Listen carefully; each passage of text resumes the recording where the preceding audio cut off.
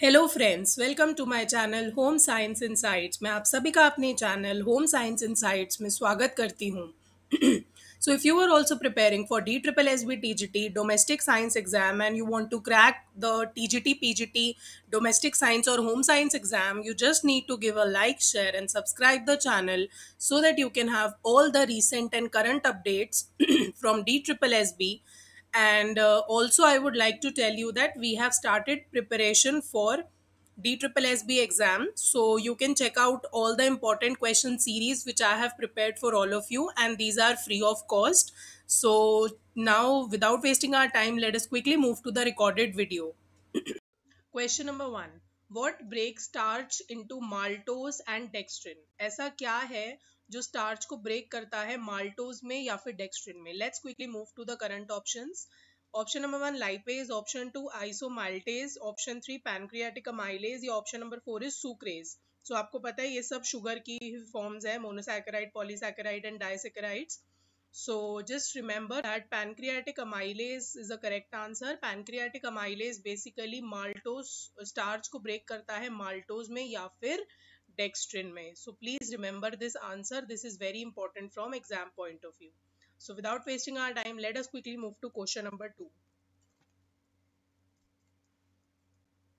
Dietary deficiencies of amino acids. वो कह रहा है, अगर मैं बात करती हूँ डाइटरी डेफिशिएंसीज की, खाने में जो डेफिशिएंसीज होती हैं, ठीक है, जो आप डाइट के थ्रू डेफिशिएंसी क्रिएट कर लेते हैं अपनी बॉडी में, जो आप नहीं खाते हैं, अमीनो एसिड्स की, कार्बोहाइड्रेट्स की, एसेंशियल फैटी एसिड्स की, have been linked to psychological disorder called. इससे क्या होता है, अगर आपकी बॉडी के अंदर आपको लगता है आप फैटी एसिड्स नहीं ले रहे या आप अमाइनो एसिड्स कंप्लीट अमाउंट में नहीं लेते या कार्ब्स नहीं लेते, तो क्या होता है उससे? ये जो डाइट्स चल रही हैं आजकल कि आप without carbs, keto diets and all that, so please don't follow them. These are not good for your body structure and health, also for brain.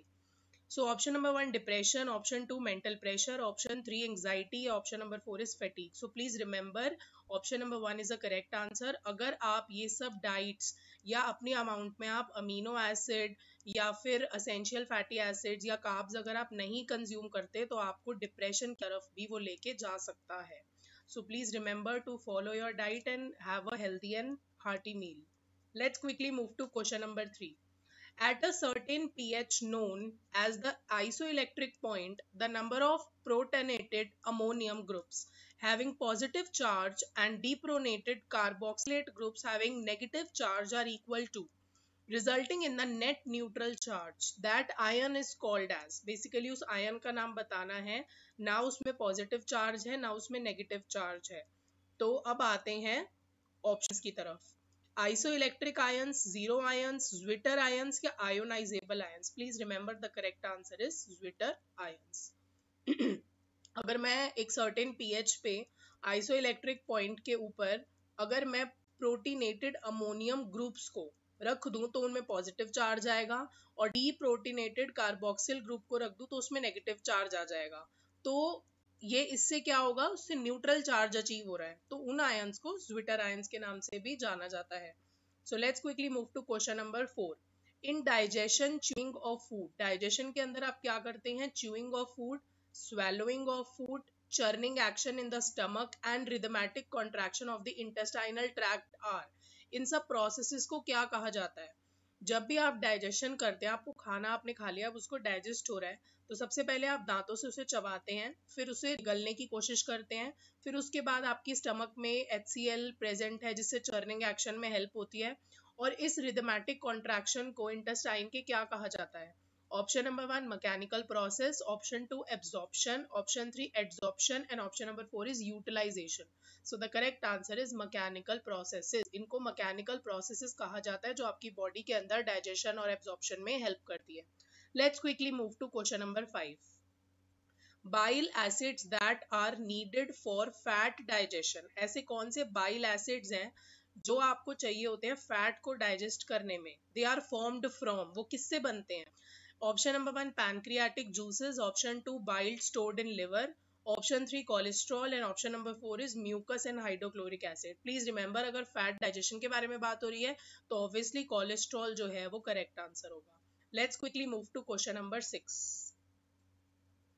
Dash comprises a set of technique, ये इसके अंदर set of techniques आती हैं that can provide analytical information of the sensory attribute. sensory attribute of food का क्या मतलब होता है? sensory attribute basically आप sensory scale पे टेस्ट भी करते हैं कि आपका टेस्ट कैसा है, आपकी senses कैसे उस फूड की तरफ रिस्पॉन्ड करते हैं, या फिर non food products to define the technical specification of the product and hedonic perception of that product is defined by the user consumer. Basically आपको बताना है कि ऐसी कौन सी इतनी बड़ी टर्म है, ये इतनी बड़ी डेफिनेशन देख के हम श्योर आप थोड़ा डर गए होंगे. इसमें से हम कुछ वर्ड्स पिक कर लेते हैं. वो कह रहा है कि ऐसी कौन सी टेक्निक होती है जिससे आप सेंसरी एट्रीब्यूट ऑफ फूड के बारे में बता पाए, आपकी सेंसेस फूड को कैसे रिस्पॉन्ड दे रही हैं, and non food products to define the technical specification of the product, ताकि आप ये बता पाए कि उस प्रोडक्ट के अंदर कौन कौन सी ऐसी टेक्निकल चीजें प्रेजेंट हैं, उसका colour, texture, taste and hedonic perception. Hedonic perception भी हेडोनिक स्केल होता है जो रिसर्च में एक टूल की तरह यूज किया जाता है ताकि आप अपने प्रोडक्ट का सेंसरी इवैल्यूएशन करा सके. तो उसको क्या कहा जाता है? Food standards, food analysis, food preferences या सेंसरी इवैल्यूएशन. अगर सेंसरी एट्रीब्यूट ऑफ फूड के बारे में बात की जा रही है या टेक्निकल स्पेसिफिकेशन ऑफ प्रोडक्ट के बारे में बात की जा रही है तो sensory evaluation is the correct answer. Let's quickly move to question number 7. Bread crust lacks in which nutrient as compare to the crumb. वो कह रहा है जो ब्रेड का क्रस्ट होता है उसमें ऐसा कौन सा न्यूट्रिएंट है जो नहीं होता as compare to crumbs. Crumbs आप जानते हैं, ब्रेड क्रम्स क्या होते हैं? ब्रेड को चूरा चूरा कर देते हैं जब हम, that are called as bread crumbs. उसमें वो न्यूट्रिएंट होता है, लेकिन ब्रेड के क्रस्ट में, नॉर्मल बेक क्रस्ट में न्यूट्रिएंट नहीं होता. तो ऐसा क्या है वो?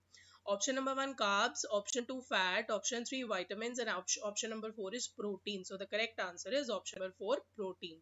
ब्रेड क्रम्स में प्रोटीन प्रेजेंट होता है, ब्रेड क्रस्ट में प्रोटीन प्रेजेंट नहीं होता. Let's quickly move to the next question. Which vitamin most often forms from intestinal bacteria in the body? वो कह रहे हैं ऐसा कौन सा विटामिन है जो ज्यादातर हमारी इंटेस्टाइनल बैक्टीरिया बॉडी में होते हैं उससे बनता है? विटामिन ई, के, ए या B6. So the correct answer is vitamin के. विटामिन के हमारी बॉडी इंटेस्टाइनल बैक्टीरिया से फॉर्म किया जाता है. Please remember this question, it's a very very important question from exam point of view.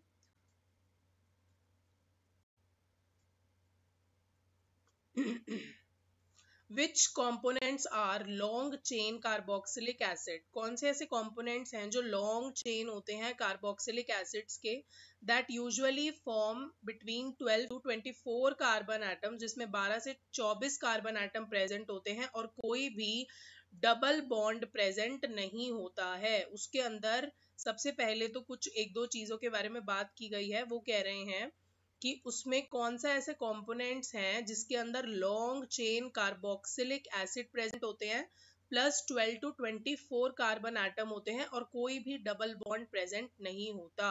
आइए ऑप्शंस की तरफ. Option number 1 unsaturated fatty acids, option 2 polysaccharides, option 3 saturated fatty acids या option number 4 disaccharide. So the correct answer is option number 3 saturated fatty acids के अंदर कोई भी double bond present नहीं होता. Let's quickly move to the last question of the day. The numerous chemicals tested and permitted by law to be added to food is called. ये बहुत आसान answer है इसका, ये क्वेश्चन बहुत एग्जाम में आ चुका है. ऐसे कौन से अलग अलग तरीके केमिकल्स होते हैं जिन्हें टेस्ट कराया जाता है और उसके बाद उनको लॉ एंड ऑर्डर के थ्रू पास करके परमिट किया जाता है कि अब आप उन्हें फूड में ऐड कर सकते हैं? उन्हें क्या कहा जाता है? Let's quickly move to the options. Food additives, convenience food, adulterated food या फिर artificial colors. तो करेक्ट आंसर क्या है आपका? Food additives. फूड एडिटिव्स जो होते हैं वो एक लॉ चलता है उनके प्रोडक्ट्स के ऊपर, उसके बाद उन्हें रूल्स एंड रेगुलेशंस के थ्रू आप अपने फूड में ऐड कर सकते हैं. So this is it for today.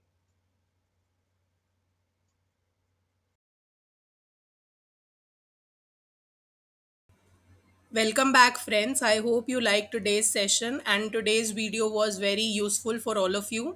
So okay, we will meet in the next video. Till then, take care. Okay, bye bye.